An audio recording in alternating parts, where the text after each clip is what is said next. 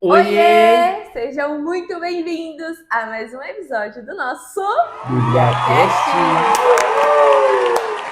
E hoje, minha gente, nós não vamos continuar sobre as descendências que a gente vinha já em episódios anteriores, né? Sobre os reinados. A gente vai falar sobre um profeta, a parte de profeta mais importante, não, né? Um dos mais importantes da Bíblia. Então, hoje nós vamos ler 1 Reis 17, 18 e 19, tá? E no final a gente vai fazer a nossa análise sobre tudo que a gente vai ler hoje. Então fica com a gente até o final e abra sua Bíblia aí em 1 Reis 17. Elias prevê a seca. Então Elias, profeta da cidade de Tesbe, em Gileade, disse ao rei Acabe: Tão certo como vive o Senhor, o Deus de Israel, o Deus a quem adoro e sirvo, não haverá orvalho nem chuva por diversos anos, enquanto eu não ordenar que chova. Depois o Senhor disse a Elias: Vá para o lado leste e se esconda junto ao córrego de Querite, a leste do rio Jordão. Beba a água do córrego e coma o que os corvos lhe trouxerem, pois eu dei ordem a eles para trazerem alimento a você. Ele obedeceu ao Senhor e ficou acampado junto ao córrego de Querite, a leste do Jordão. Os corvos lhe traziam pão e carne de manhã e de tarde, e ele bebia a água do córrego. Mas, depois de algum tempo, o córrego secou, porque não caía chuva na terra. Então a palavra do Senhor veio a Elias: Vá morar na aldeia de Sarapta, perto da cidade de Sidom. Ali mora uma viúva que dará alimento a você. E dei a ela as minhas orientações. E Elias foi para Sarapta.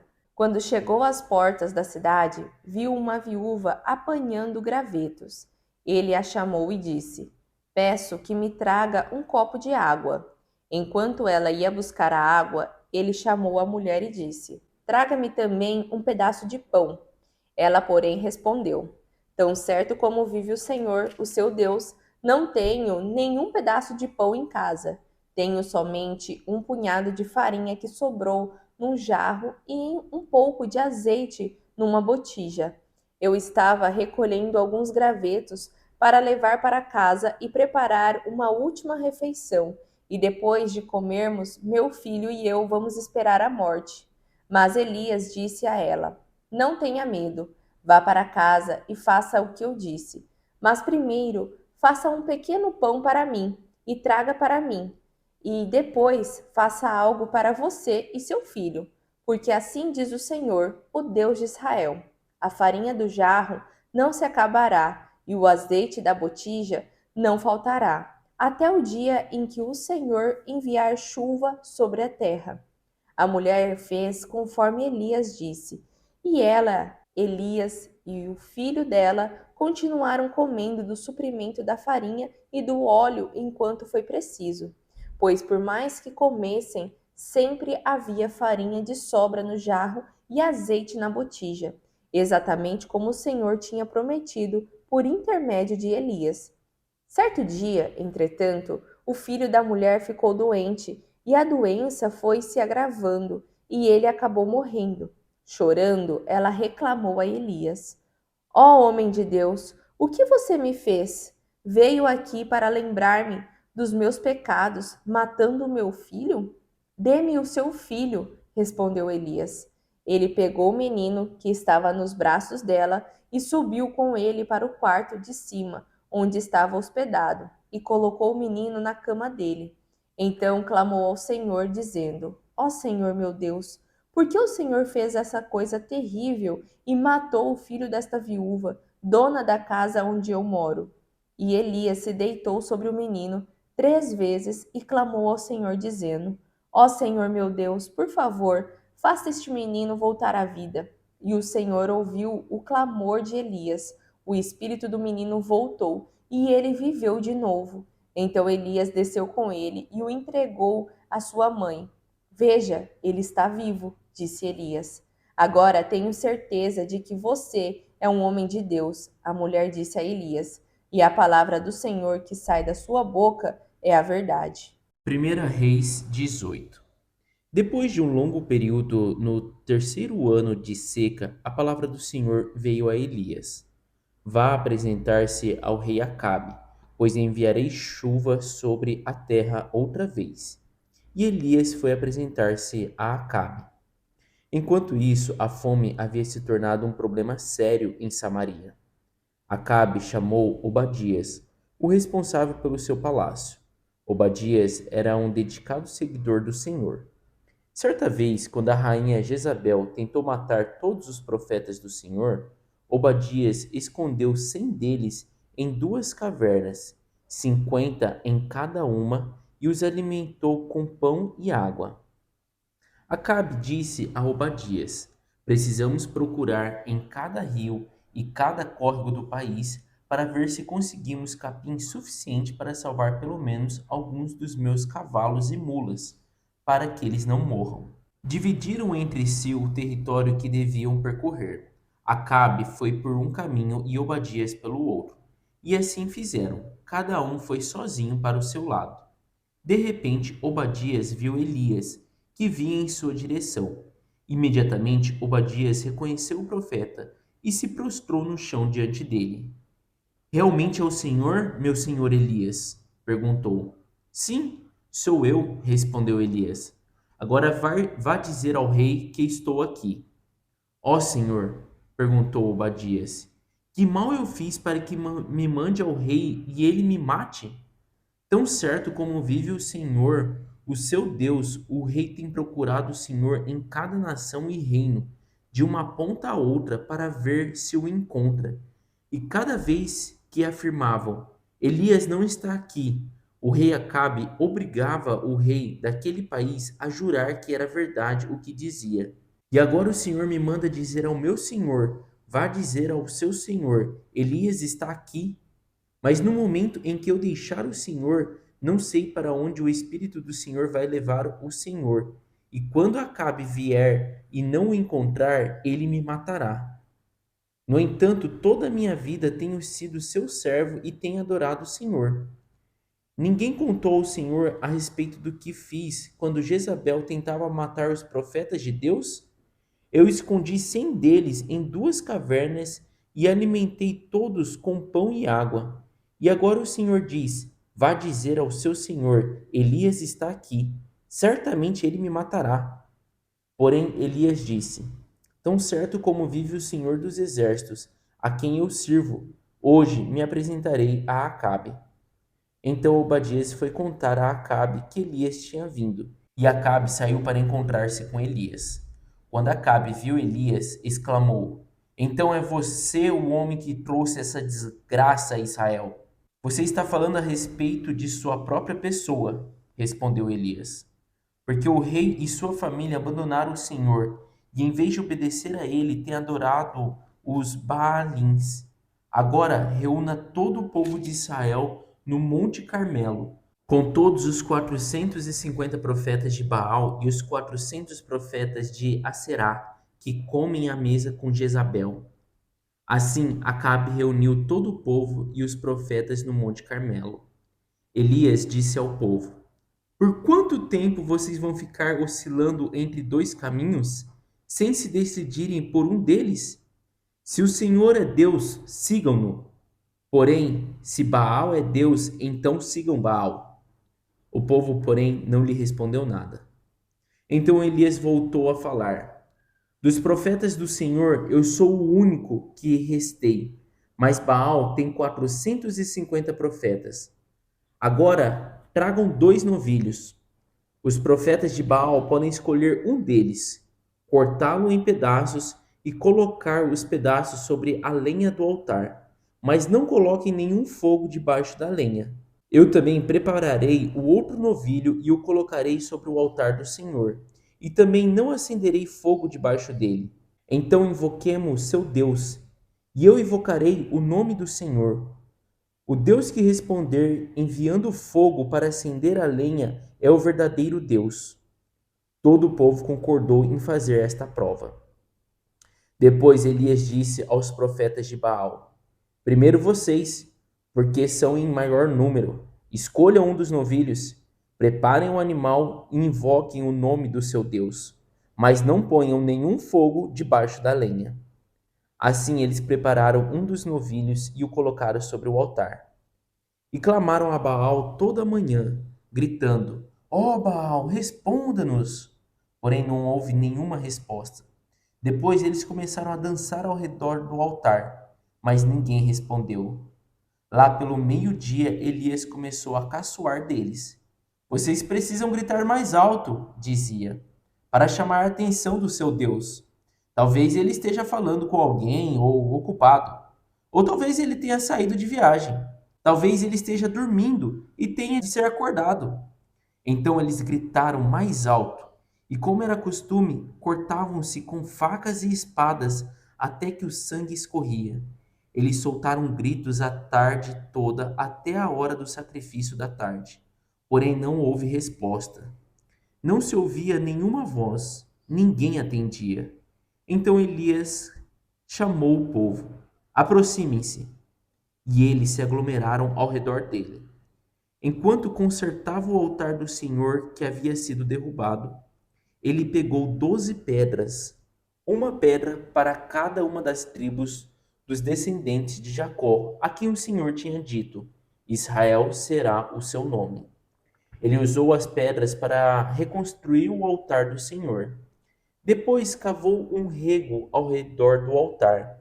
Era uma valeta tão grande que dava para semear 2 medidas de semente.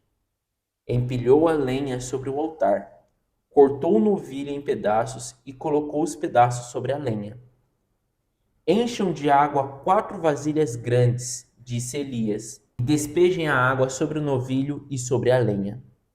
Depois que fizeram isso, ele disse: Façam isso novamente. E eles fizeram. Agora façam isso mais uma vez. E eles fizeram pela terceira vez. A água escorria do altar e encheu a valeta. Na hora costumeira para oferecer o sacrifício da tarde, o profeta Elias se pôs em pé à frente do altar e orou: Ó Senhor, Deus de Abraão, de Isaque e de Israel, prove hoje que o Senhor é o Deus de Israel e que eu sou seu servo. Prove que fiz tudo isso por sua ordem. Ó Senhor, responda-me. Responda-me, para que este povo saiba que o Senhor é Deus, para que o coração deles se volte para o Senhor. Então, de repente, o fogo do Senhor desceu do céu e queimou totalmente o novilho, a lenha, as pedras, o chão e inclusive lambeu toda a água da valeta. Quando o povo viu isso, todos caíram com o rosto no chão gritando: O Senhor é Deus! O Senhor é Deus! Então Elias ordenou: Agarrem os profetas de Baal. Não deixem escapar nenhum deles. Assim eles agarraram todos eles, e Elias os fez descer ao córrego de Quizon e os matou ali. E Elias disse a Acabe: Vá comer e beber, pois estou ouvindo barulho de chuva muito forte. Enquanto Acabe foi comer e beber, Elias subiu ao topo do monte Carmelo e curvou o corpo até o chão, com o rosto colocado entre os joelhos. Depois disse ao seu servo: Vá e olhe para o lado do mar. Ele foi e olhou. Não vi nada, disse ele. Por 7 vezes Elias mandou: Volte para ver. Finalmente, na 7ª vez, o servo exclamou: Vejo que sobe do mar uma nuvem pequena, do tamanho da mão de um homem. Então Elias disse: Vá depressa dizer a Acabe que pegue o seu carro e desça a montanha, antes que a chuva o impeça. Dito e feito, o céu logo ficou escuro com nuvens, e um forte vento trouxe uma grande tempestade. Acabe partiu de carro para Jezreel. O poder do Senhor veio sobre Elias, e ele apertou o cinto e correu à frente do carro de Acabe até a entrada da cidade de Jezreel. 1 Reis 19. Quando Acabe contou a Jezabel o que Elias tinha feito e que ele tinha matado os profetas de Baal à espada, ela mandou um mensageiro com este recado a Elias: Que os deuses me castiguem com todo o rigor, se amanhã, a esta hora, eu não fizer com a sua vida o que você fez com a vida deles. Então Elias teve medo e fugiu para salvar a sua vida. Foi para Berseba, uma cidade de Judá, e deixou ali o seu servo. Depois foi sozinho para o deserto, caminhando o dia todo, e sentou debaixo de uma moita de zimbro. Ali orou, pedindo a morte. Já basta, Senhor. Tire a minha vida. Tenho de morrer algum dia, e bem que pode ser agora, pois não sou melhor do que meus pais. Então deitou-se debaixo da moita de zimbro e dormiu. Enquanto dormia, um anjo o tocou e disse: Levante-se e coma. Elias olhou em redor e viu um pão que estava assando sobre pedras quentes e um jarro de água. Ele comeu, bebeu e deitou-se outra vez. O anjo do Senhor voltou depois e tocou-o novamente, dizendo: Levante-se e coma, porque você tem uma longa caminhada pela frente. Então ele se levantou, comeu e bebeu, e o alimento lhe deu força suficiente para viajar 40 dias e 40 noites, até chegar ao monte Horebe, o monte de Deus. Ali entrou numa caverna, onde passou a noite, e a palavra do Senhor veio a ele: O que você está fazendo aqui, Elias? Ele respondeu: Tenho trabalhado duramente para o Senhor, Deus dos exércitos. Porém, o povo de Israel não cumpriu a sua aliança com o Senhor e derrubou os seus altares e matou todos os seus profetas. Sou o único que sobrou e agora estão tentando matar-me também. Saia e ponha-se no monte, diante do Senhor, pois o Senhor vai passar. O Senhor disse a ele. Enquanto Elias estava ali, o Senhor passou e um vento de tempestade atingiu a montanha. Era um vento tão forte que as pedras saíam do lugar diante do Senhor. Porém, o Senhor não estava no vento. Depois do vento, houve um terremoto, mas o Senhor não estava no terremoto. E depois do terremoto veio um fogo, mas o Senhor não estava no fogo. Depois do fogo, ouviu-se um som de brisa suave. Quando Elias ouviu o som, cobriu o rosto com o seu manto, saiu e ficou na entrada da caverna. E uma voz lhe perguntou: Por que você está aqui, Elias? De novo ele respondeu: Tenho trabalhado duramente para o Senhor, Deus dos exércitos. Porém, o povo de Israel não cumpriu o seu trato com o Senhor e derrubou os seus altares e matou todos os seus profetas. Sou o único que sobrou e agora estão tentando matar-me também. Então o Senhor disse a ele: Volte para a estrada do deserto, para Damasco, e quando chegar lá, derrame óleo sobre a cabeça de Azael, para que ele seja rei da Síria.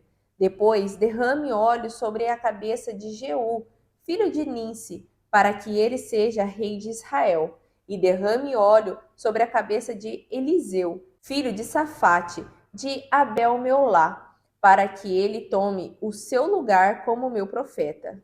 Qualquer um que escapar da espada de Azael será morto por Jeú, e os que escaparem de Jeú serão mortos por Eliseu. E fique sabendo que conservei 7.000 homens em Israel que nunca se curvaram diante de Baal, nem beijaram esse Deus. Então Elias saiu de lá e encontrou Eliseu, filho de Safate. Ele estava arando um campo com 12 parelhas de bois.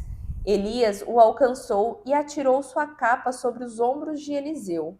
Eliseu deixou os bois ali e correu atrás de Elias, dizendo: Primeiro me deixe beijar o meu pai e despedir-me da minha mãe, e depois irei com você. Elias respondeu: Vá e depois volte, mas lembre-se do que fiz a você.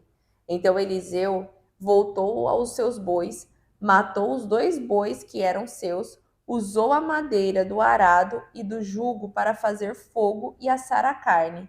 Distribuiu a carne aos outros trabalhadores e ao povo que estava lá, e todos comeram. Depois se aprontou e foi com Elias, como ajudante dele. E assim nós terminamos a nossa leitura de hoje, minha gente. Uma leitura totalmente diferente do que a gente vinha tendo, né, nos episódios anteriores. A gente viu o aparecimento aí de um profeta muito famoso, E é legal Elias. da gente entender que a gente está mesmo período histórico, né? Ali a gente viu até falando ali sobre o rei Acabe. Então, o tempo inteiro ali, né, que a gente está lendo, a gente viu falar sobre o rei Acabe. Então, a gente já viu, né, no episódio anterior falando sobre o rei Acabe. Então, é legal só da gente entender que o rumo da história de hoje mudou, mas o período histórico é o mesmo. E ele interligou, né, como se fosse assim, deixei de lado o reinado para falar agora sobre os profetas, quem estavam trabalhando com Deus, né, e o que estava acontecendo com os profetas no meio desse ziriguidum aí de reis, né. Então aqui mesmo, quando a gente leu, já indo para o 18, mostra, né, que Jezabel, mulher de Acabe, que era a rainha, então, né, mandou matar todos os profetas. Por quê? Porque ela adorava a Baal. Então, naquele período, com o povo de Deus em si, né, não havia profetas. E quem era profeta, né, estava todos escondidos. Tanto é que Onri, quando encontra Elias e Elias pede para ele ir falar com o rei, ele fala: Cara, você tá doido?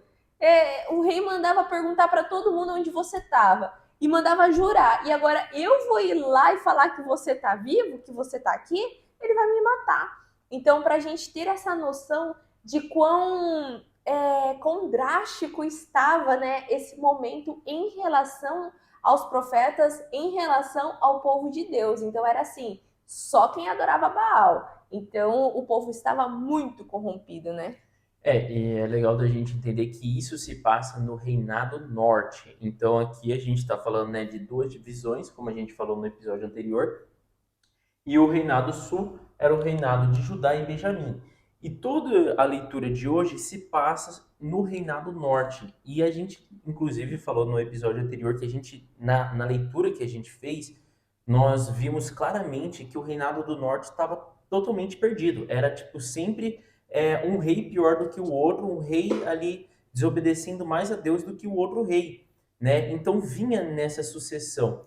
E a gente leu também, aí não sei se foi no episódio anterior, no outro, de que sacerdotes, levitas, tudo que os adoradores de Deus que estavam no Reino do Norte foram, né, se mudaram para o Reino do Sul.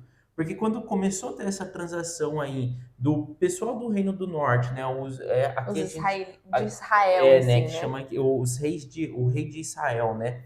E quando eles começaram a adorar muito Baal e haver essa perseguição, então os próprios sacerdotes, os próprios levitas, o próprio povo ali que adorava e confiava, cria ali, né, em Deus, foi lá Para para ajudar. ajudar, né?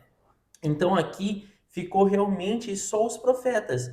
E a gente então aqui nessa leitura, né, de todo momento aqui que a gente está lendo, a gente vai ver que Elias é o primeiro profeta. Não é que ele foi o único, mas ele foi o primeiro de uma longa linhagem importante de profetas. Então a gente vai começar a falar sobre profetas, mas Elias, né, vai ser o primeiro desse. É o que vai dar start, vamos dizer assim. E só Exatamente. fazendo um adendo, como a gente terminou no episódio anterior, lá em 1 Reis 16, ele finaliza falando sobre o reinado de Acabe, né? Ele ficou ali com uns 5 versículos sobre Acabe, e ele cita ainda: Acabe foi o pior de todos os reis. Então, por isso, é legal a gente contextualizar isso para entender essa perseguição, esse momento onde a gente estava vivendo aqui na história, né, dos reis.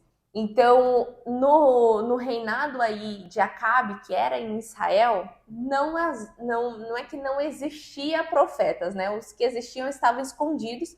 E Elias, por direcionamento do Senhor, né? A gente não pode esquecer isso, que ele foi levantado pelo Senhor.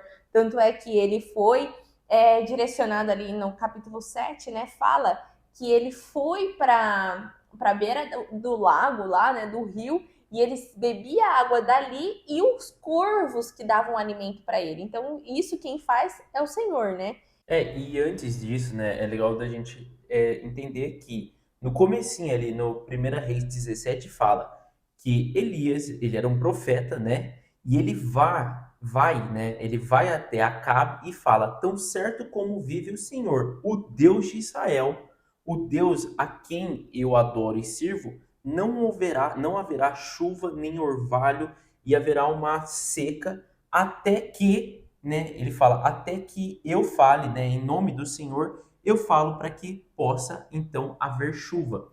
Então ele fala isso e já, tipo, some, Partiu. parte. Então a gente vai entender que começa 17 falando sobre isso.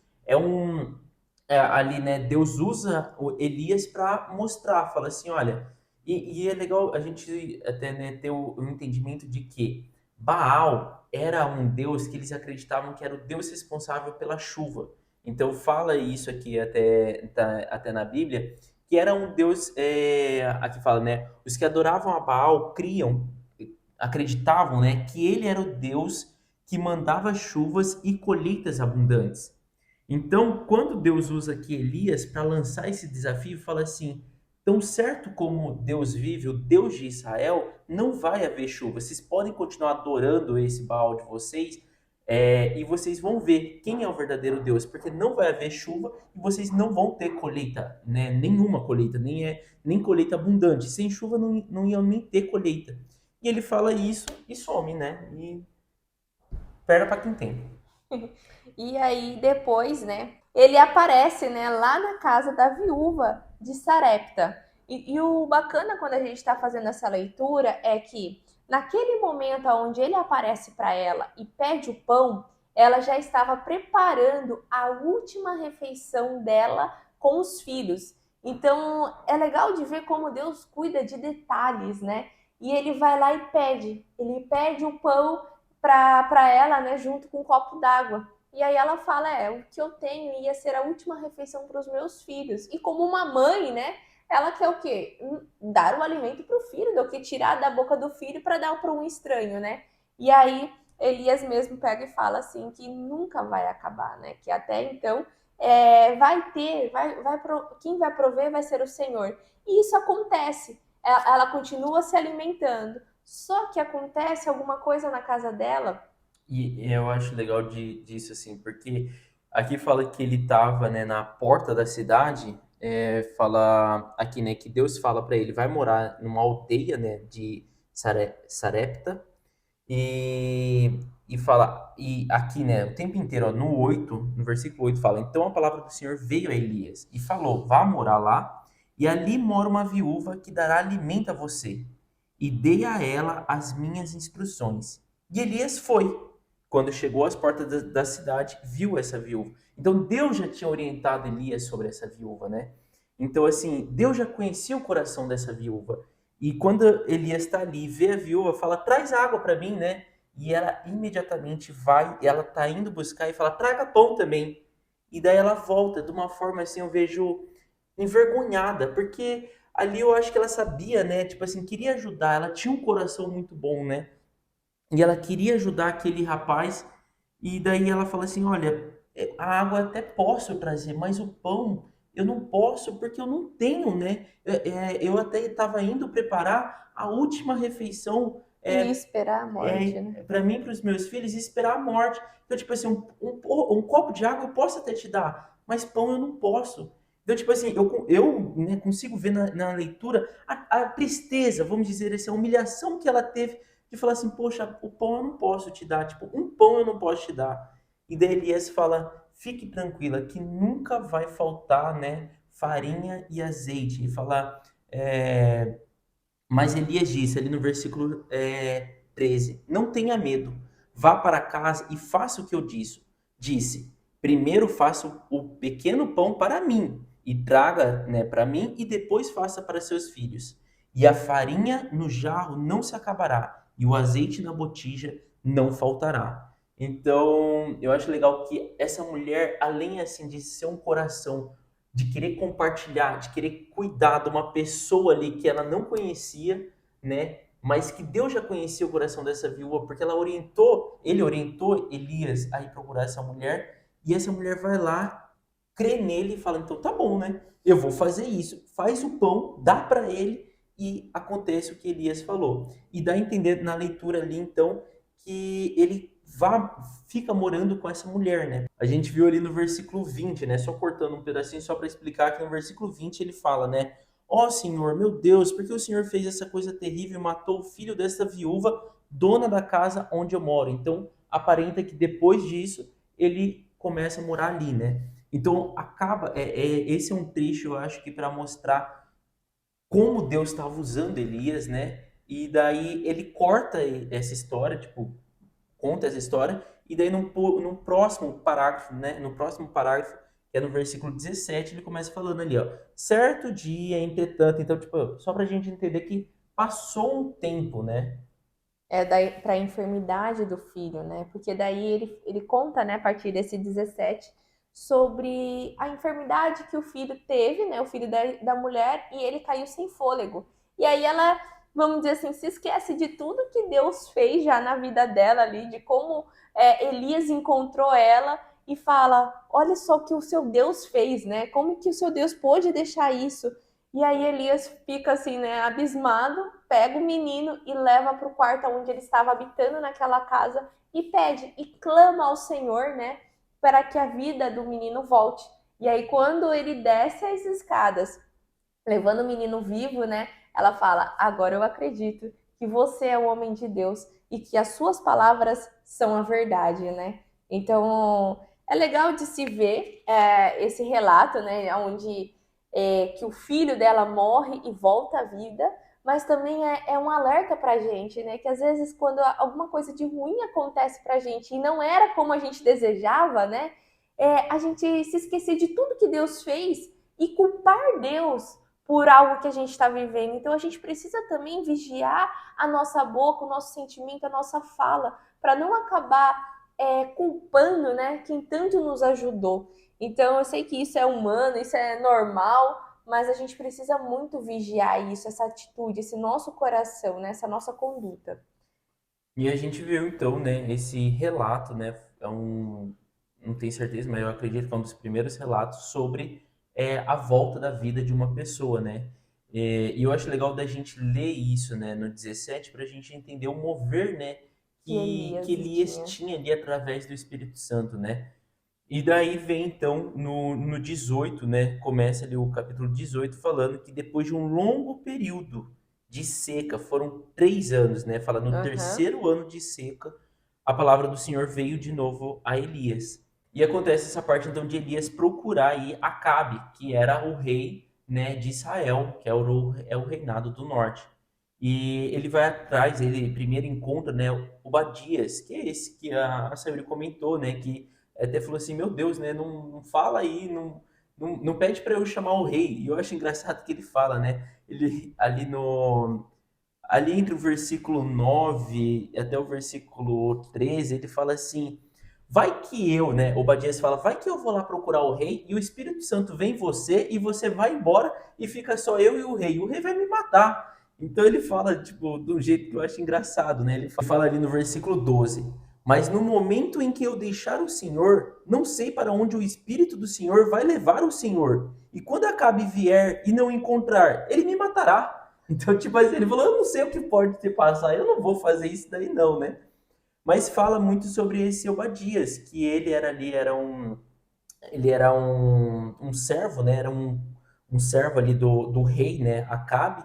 E só que ele escondeu profetas, né? Falou que ele cuidou dos profetas. Ele até relembra, fala, né? Isso para Elias. Mas Elias fala, não, fica tranquilo. E daí no capítulo 18, né? Conta sobre esse desafio que Elias lançou com os profetas de Baal, né? Essa passagem aí eu acho muito interessante, porque é algo que ele faz assim com um desejo de mostrar para todo mundo mesmo, porque ele fala, olha, chama todo mundo, pode chamar todos os profetas, esses 400 profetas aí, chama, vamos dizer, a população para todo mundo ficar vendo e vamos fazer esse desafio. Pega dois bois, né? E eu vou deixar aí, como eles são de maior número, pode escolher, corta os seus bois, arruma ele, mas não coloca fogo. E aí é legal que todo mundo tá vendo. Então, quando é aquele negócio assim, vou colocar à prova o Deus falso, né? E ele deixa, vai, chama, e aí depois ele zoa até, grita mais alto, que às vezes ele Tá pode não estar ouvindo, dormindo, tá pode ser que ele tá dormindo. viajando, né? Zomba Exatamente. dele ali, né? E aí, Deles. deles. E aí depois, quando é o horário da oferta queimada, né, para o Senhor, ele ora para o Senhor. Aquele é o momento onde ele ora, né? Até então, ele não fez essa atitude com a oração para o Senhor, mas o Senhor conhece o coração de Elias e ele já estava caminhando com o Senhor, né? E aí ele ora para o Senhor, pede para os meninos jogarem ali 3 vezes mais água, né? Cada um jogava 4 baldes, depois ele pedia para jogar mais 4 baldes. Por quê? A lenha molhada não pega fogo. Então estava inundado ali aquele negócio, né? E aí, quando ele ora, ele pede, o fogo cai do céu, né? Queima toda aquela oferta ali. E ali se prova que o Deus de Elias é o Deus verdadeiro, né? Então, isso é legal de se ver, porque ele mostrou para todo mundo. E aí, ele mata, né, todos os profetas ali de Baal para exterminar tudo. E o que acontece no final? Ele fala, né, pro sacerdote dele ali, que estava caminhando junto com ele, vai e avisa Acabe que vai vir chuva, tá vindo chuva. É melhor ele pegar o carro dele e ir logo embora. Só que ele pega e acelera, né? Ele vai na frente para falar com Acabe antes, né? Por isso que fala, ele aperta o cinto e corre para ele encontrar antes Acabe e ver se Acabe se arrepende dos pecados e se volta para o Senhor. E só um detalhe, né? Aqui quando fala, né, no finalzinho que fala Cabe partiu de carro, né?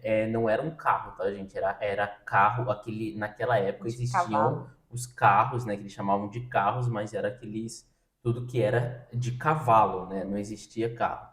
Mas é legal da gente ver aqui nessa passagem 18, né, do capítulo 18, como a Sayuri falou, que aqui Elias, nenhum momento ele tinha, né, assim, a gente não viu aqui, igual Deus falou, né, para Elias, lá no capítulo 17, falou, vá até tal cidade e procure, né, uma viúva lá, como a gente viu no capítulo 17. Nesse capítulo 18, fala aqui, né, no comecinho do capítulo 18, fala, a palavra do Senhor veio a Elias, vá apresentar-se ao rei Acabe, pois enviarei chuva sobre toda a sua terra. E Elias foi. Então não fala aqui sobre esse desafio que Elias ia lançar. Só que Elias sabia disso, né? Sabia desse problema que tinha. E ele tendo muito conhecimento da autoridade que ele tinha, ele sabia que ele poderia, tipo assim, ele podia lançar esse desafio. Então, assim, a gente vê muitas vezes, né, na Bíblia, Deus sendo colocado à prova e Deus até orientando pra gente, fala assim, me coloque à prova. Então a gente tem que entender qual é o objetivo de colocar Deus à prova. Aqui Elias colocou Deus à prova e Deus atendeu ao pedido de Elias imediatamente, mas quando a intenção de Elias era totalmente de converter o povo. Então o povo de Israel estava perdido, o povo de Israel estava adorando Baal e ele lança um desafio com os profetas de Baal e para mostrar para todo o povo que estava em volta quem era realmente Deus. E, tipo assim, então entenda assim, que quando a gente coloca Deus à prova por algo que tem fundamento, né, nas escrituras, quando você põe Deus à prova para mostrar o quão grande ele é, para honrar o nome dele, ele vai te atender, entendeu? Então a gente tem que entender isso. Quando você coloca Deus à prova falando assim, Deus, já que você existe, me dá aquele carro. Não tem fundamento. Para que você quer esse carro? Para você se orgulhar, para encher seu ego, para você desfilar e fazer inveja para os outros? Então Deus não vai atender seu pedido. Então a gente tem que ter essa noção das coisas. Ai Deus, se você realmente existe, tira a minha chefe daqui, faça com que ela, sei lá, né, desapareça. Tipo, não tem lógica nenhuma. Deus não vai atender seu pedido. Porque não tem fundamento, entendeu? Então a gente tem que entender aqui que, tipo assim, Elias foi extremamente ousado e Elias já vinha caminhando com Deus, então a gente já teve ali, lemos, né, que anteriormente Deus já veio provando ali através de Elias que Deus era Deus, né? E ele faz esse negócio, como a Sabrina contou. Ele ainda é ousado de colocar 12 barros de água, né? Fala que foi 3 vezes baldes de água, né? Que foram jogadas ali e fala que o fogo vem e queima tudo, inclusive a água que estava em volta. E imediatamente, quando o povo viu aquilo, se prostrou no chão e gritou, né? Aqui fala assim, né? Na nossa leitura na Bíblia mais atualizada, fala: o Senhor é Deus, mas algum fala, né, o Senhor é Jeová. Então, tipo assim, é que eles reconheceram imediatamente que Deus era Deus. Então, por isso, assim, a gente tem que entender como Deus age, né? E como Deus também, assim, ele nos atende, ele é fiel quando a gente quer também, tipo, ganhar vidas, né? Quando a gente quer mostrar quão grandioso ele é.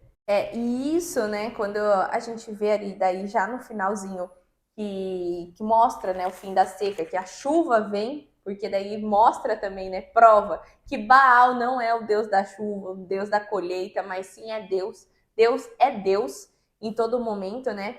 Ele vai e sai correndo para falar para Acabe, né, antes dele chegar até o palácio dele com Jezabel, para falar sobre isso, para falar assim, olha, vai vir a chuva, converta-se, né, para Deus. Até relembrando aqui, né, que no final do episódio anterior aí, no 1 Reis 16, a gente leu que Acabe era o pior dos piores reis até o momento. Então pensa assim, o mover de Elias de ganhar essa vida, de falar assim, olha, meu Deus do céu, se Acabe aceitar, Israel tá salvo, né? Ele era o rei. Então ele queria falar com Acabe antes de chegar até Jezabel, que era sua esposa, rainha, a adoradora de Baal, para não ter essa influência. Mas não acontece esse convertimento aí de Acabe, né? E Acabe vai e conta para Jezabel o que aconteceu ali, tipo, meu Deus do céu, olha só o que aconteceu e tudo mais. E aí Jezabel pega e manda um mensageiro para Acabe. Para Acabe não, desculpa. Para Elias, né? Para falar, olha, tão certo como eu vivo, você amanhã vai estar morto. Aí o Elias, né, o profeta, se esquece totalmente de quem ele é, vamos dizer assim, de quem ele carrega e fica com medo de Jezabel com essa morte, né, com esse recado que mandou para ela e foge para a caverna. E ali ele fugindo para a caverna, ele clama ao Senhor pela morte, chega, já trabalhei muito para o Senhor e uma hora ou outra alguém tem que morrer. Então eu tenho que morrer agora. Então, por favor, me manda a morte. E aí Deus só simplesmente fala: olha, acorda, come, bebe água e vai para outro canto. Para falar, tipo assim, cara, não vou nem dar moral para isso que você está reclamando. Então aqui também nos faz abrir os olhos de quantas as vezes a gente pode esquecer a nossa identidade. Mesmo lembrando que no passado a gente já se moveu muito em fé, já teve provas infinitas aí de bênçãos de Deus na nossa vida, mas que às vezes por uma palavra maldita por uma outra pessoa, por alguma atitude, a gente esquece e se apega àquilo, né? Esquece da nossa identidade e se apega com alguma coisa que está sendo ruim na nossa vida, né? Então a gente tem que vigiar bastante sobre isso. E aí a gente continua lendo esse chamado de Elias, né, para outro canto. Agora Elias já sai ali da parte de Israel com Acabe, né, e tá indo para outro lugar. E a gente, né, eu vejo assim que nesse comecinho aí do capítulo 19, né, ele mostra muito assim que quando Jezabel, né, fala para ele tão certo, né, como fala ali, né, no versículo 2 fala, né, que os deuses me castiguem com todo o rigor se amanhã a esta hora eu não fizer com a sua vida o que você fez com a deles. Então, assim, aqui eu acho que ele ia sentir um pouco o peso, né, de matar, porque aqui, né, fala, né, no capítulo 18 que ele matou todos os profetas, e eram A quatrocentos e espada. cinquenta profetas de Baal. Então, assim, a gente tem que entender que foi muita coisa assim. Aqui a gente vê que não foi um período longo das histórias. Logo depois de pegar fogo ali, né, no altar, de Deus provar que ele era Deus, aqui fala que Elias vai até o topo do Monte Carmelo e ele fica, né, ali esperando a chuva vir. Então acontece, né, essa profecia da chuva. Fazia 3 anos que não chovia, né? E Deus tinha falado que só ia chover, né, através quando Elias falasse que ia chover. E agora Elias fala, né, para Acabe, vá comer e beber, pois está vindo a chuva. E então assim, foi uma coisa muito de repente. Ele acaba de matar 450, né, também ali pessoas, querendo ou não. Vem a chuva, ele corre e daí já vem a notícia ali de Jezabel falando que vai matar ele. Então eu acho que ali ele realmente, ali por uma falha dele, né? E eu acho que um cansaço também, ele fala, meu Deus, será que eu fiz certo? Será que, né, tipo, poxa, por que que eu, né, matei essas pessoas? Matei 450, mas a gente tem que entender que naquele período histórico também se matavam, né? Não era uma coisa assim também, nossa, ele, né, foi ali, e matou, não. Eles matavam, sim, os inimigos. E ali é colocado, né, essa dúvida nele e ele realmente, tipo assim, esmurece. Você vê que realmente parece que ele, tipo, falou assim, se Perde o cansou. ânimo, né? Porque a fala dele o tempo inteiro é tipo assim, Deus, eu fiz, né? Aqui fala, né, no versículo 10, tenho trabalhado duramente para o Senhor, Deus dos exércitos, porém o povo de Israel não cumpriu a sua aliança com o Senhor e derrubou os seus altares, matou todos os seus profetas. Sou o único que sobrou e agora estão tentando matar-me também. Então, assim, você vê que ele tá meio cansado, tá meio desanimado, tipo assim, ele fala, será que tudo que eu tô fazendo tá certo mesmo? Eu sou o único que luto pelo Senhor e como a Sayuri falou, né? Eu acho legal que, tipo assim, Deus não dá muita moral para ele, né? Porque eu acho muito, o que me chamou a atenção ainda na resposta de Deus, no versículo 15, fala, então o Senhor disse a ele, volte pela estrada de Damasco, né? Vá, derrube azeite, né, nas pessoas aqui, mas a parte que eu acho legal é que ele fala assim, e fique sabendo, versículo 18, e fique sabendo que conservei 7.000 homens em Israel que nunca se curvaram diante de Baal, nem beijaram esse Deus. Então, Deus está falando que, tipo assim, Amigão, não é só Elias, você, não. exatamente, entendeu? Tipo, e fique sabendo, tipo, calma lá, tem 7.000 homens Que nunca se em Israel curvaram. que nunca se curvaram. Então, tipo assim, calma. Tipo, Você não tá lembra, sozinho, você não né? é único. Então, tipo assim, eu acho que Deus não deu, tipo assim, não passou a mão na cabeça dele, também, tipo, só, tipo assim, Elias, força, vai, você consegue, meu garoto. Eu já, através de você, eu já mostrei muita coisa, então agora vai, né? Continua a sua caminhada, né? É. E é legal, né, da gente ver esse mover desse jeito e essa atitude também de Deus de ser pai, sabe? A gente nunca pode esquecer quem é Deus, né? Deus é nosso pai. E pai precisa, às vezes, passar a mão na cabeça, dar uma ajudinha, mas pai também precisa ignorar o mimimi e falar: olha, vamos, você precisa trabalhar, você precisa fazer as coisas. E nesse momento aqui que aconteceu com Eliseu, a gente vê muito disso, de sendo um pai de que fala: ó, vamos, você tem que fazer tal coisa. E ó, já unge outra pessoa que vai ser quem vai ficar no seu lugar. É tipo assim, se você já tá tão cansado, já traz um outro servo ali para caminhar com você, porque você já vai passar a batina aí para outra pessoa, né? E essa também é uma passagem legal que eu, tipo, quando eu leio, eu falo assim, nossa, mas nada a ver, né? Porque fala assim, né, que Deus falou o nome, né, que era Eliseu, que é, seu sucessor ali de Elias, né? E fala assim, né, que Eliseu estava arando o campo, né? E Elias o alcançou e tirou sua capa sobre os ombros de Eliseu. Eliseu deixou os bois ali e saiu correndo atrás de Elias. Você fala, nossa, que estranho, né? Mas é legal só da gente entender que isso é um costume da época, né?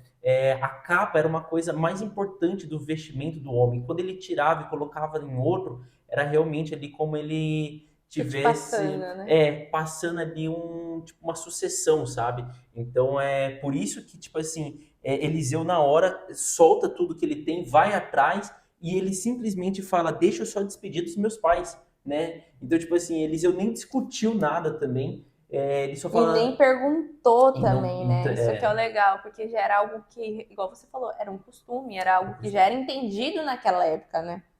Isso aí. E fala, né, que no 21, versículo 21, fala: Então Eliseu voltou aos seus bois, matou os dois bois que eram seus, usou a madeira do arado e o jugo para fazer fogo e assar a carne.